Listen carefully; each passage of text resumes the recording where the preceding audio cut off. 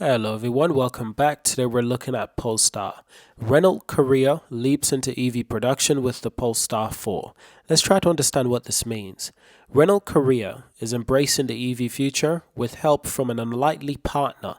Starting in the second half of 2025, Renault Korea Busan plant will produce and export pure electric vehicles, beginning with much anticipated Polestar 4. The agreement forged between Polestar, Geely Group, and Renault Korea marks a significant milestone for the South Korean auto manufacturer. The partnership aims to roll out the Polestar 4, a pure electric vehicle, not just for domestic South Korean market, but also exporting to North America. Located with direct access to major exporting ports, the Busan plant is the automotive hub, with a legacy spanning 23 years and a workforce approximately 2,000 employees. Has ranked number one in vehicle quality in the domestic market. The plant boasts an impressive annual capacity of 300 units.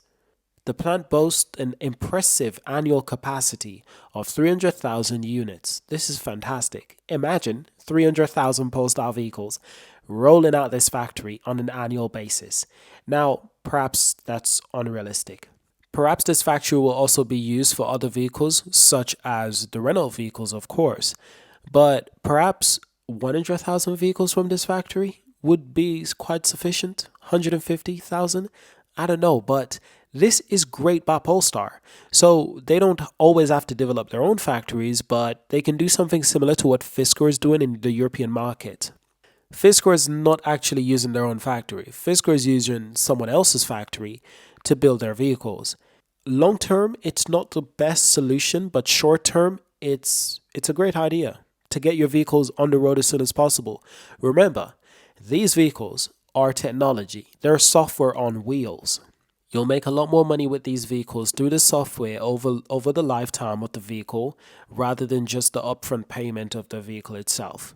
So getting as many vehicles on road as soon as possible is key. This is why Tesla is so obsessed with getting as much vehicles on the road as possible, regardless of the cost. Tesla is lowering prices all the time. In fact, they just went through a huge price war for the last year or two, so it was quite intense. But the point is they were getting a crazy amount of vehicles out the factory on the road in the hands of customers as fast as possible. And it's completely genius because don't forget, these vehicles have built in, ready, the capabilities to drive themselves. All they need is the software to allow them to do this. Essentially, over time, and like Elon has said, he's reiterated it quite a few times, the full self-driving software is looking close to be worth around $100,000. And that's not an understatement. If this software could save you time, if it could save your life, if it's safer than you as a driver, there's various ways how this software could be used and utilized. So for Tesla, it makes a lot more sense to get the cars in the hands of the customers, and then we can sell them additional things on the software. We can sell them performance upgrades. We can sell them self-driving software. So many other capabilities and services that we can provide these people once we get the cars in their hands. It's similar to like being a software designer or a software engineer or an app developer. All you want is the smartphones to be in customers' hands, as many customers' hands as possible, because then you're able to sell them whatever. If Netflix wants to be on the Tesla App Store, they might have to pay a premium. If Google wants to be on the App Store, they might have to pay a premium. Google is already paying a premium to Apple to be on the default web browser on the Safari apps. I believe there's also some agreements with Samsung as well on what apps and devices work together, but this is very normal. You can make big money from companies. They'll just offer you a crap ton of money just to get their app on your platform. This is where Tesla is thinking ahead. They're not just thinking 5 years in the future. They're thinking 10, 20 years in the future. They're actually thinking 20 years in the future. Every Tesla is sold in terms of self-driving software. It's capable of doing that for the next 10 years, no problem. 15, 20 years it is pushing it. 10 years, software will change by a lot, to say the least. But the basics of that is in every Tesla that's being sold. So whenever Tesla feels the need to send out a software, it makes a big difference. So this is how rapid technology is evolving. So I actually applaud Polestar for thinking this way, and Geely as well for thinking this way. Let's get as much of these vehicles on the road as possible. Then we can think about how to make money with these vehicles for software upgrades, performance upgrades, and so many other things to make money from customers. Self-driving features. What if these cars already have the features to drive themselves? Especially this one, the Polestar 4.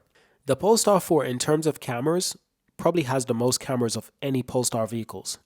It is well designed. It is designed like no other. This vehicle is one of my favorite Polestar. You know, it's not the best looking car, but I've actually considered, like, would I get this vehicle? I'd probably consider it because the technology that's packed in this thing it's amazing. It comes with a landscape display as well, which is what I've always wanted in a Polestar vehicles, plenty of cameras. So this vehicle might come with something similar to Sentry Mode. Sentry Mode is an incredible feature on a Tesla vehicle. On other vehicles like a Mercedes, a BMW, it would be so useful as well, because often when people buy those vehicles, what they're most worried about is losing the car or the car getting vandalized. Now with Sentry Mode, you can capture what's going on with the car. The car records itself when things are going on. We need these features more on everyday cars, especially Polestar. It would be very useful for Polestar to have similar features to Sentry Mode. Now, the Polestar 4 was first unveiled in Shanghai Auto Show in April 2023.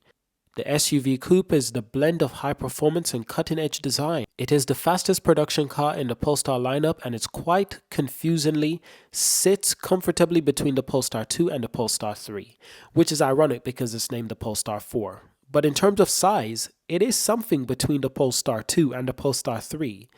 So in actuality, this car should have technically have been the Polestar 3, and the Polestar 3 should have been named the Polestar 4. I don't really know why Polestar didn't decide to do that. Because in terms of size and lineup, it just makes a lot more sense if this vehicle was the 3 and the 3 was the 4. That's another story for another time. Now, the Polestar 4 comes with the promise of the lowest CO2 footprint of any model by the company. I made a video about this. You can go check it out.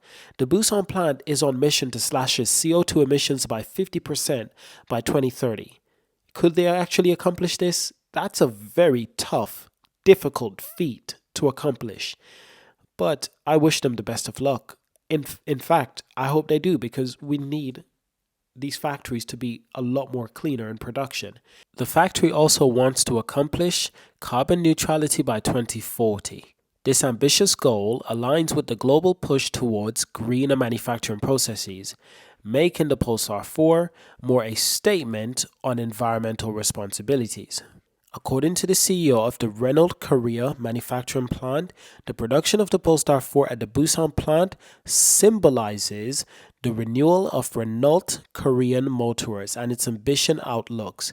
Its partnership grounds its trust and shared value.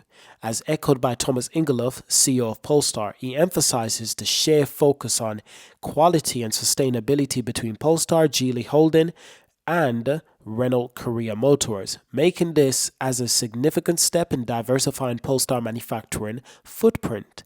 Good job to Polestar. They are thinking out the box. They're thinking how to get these vehicles on the road as soon as possible, in as many quantities as possible. And the Polestar 4 is absolutely beautiful.